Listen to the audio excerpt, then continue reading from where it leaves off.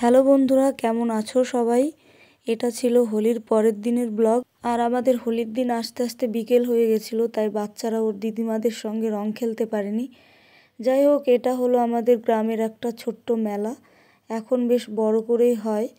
আর আজকে ছিল বাউল।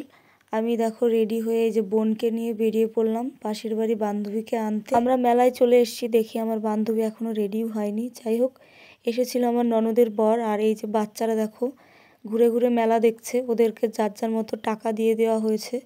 ওরা ভাই বোনেরা মিলে আনন্দ করছে। আর এই যে আমার বান্ধবী, আর আমার বোনকে তো চেনই।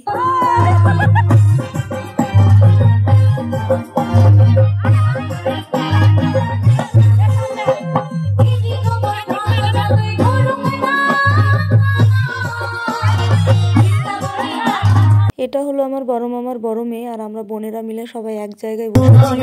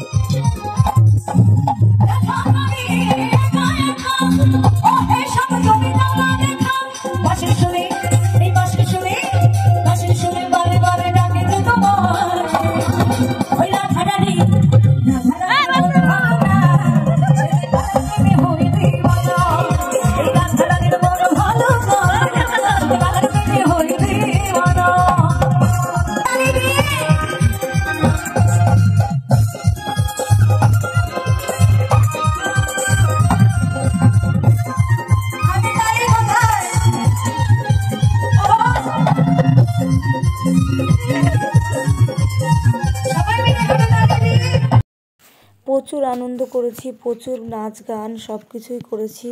আর এই যে এটা হলো আমার ছোটোবেলার বন্ধু, আমরা একসঙ্গে স্কুলে পড়েছি।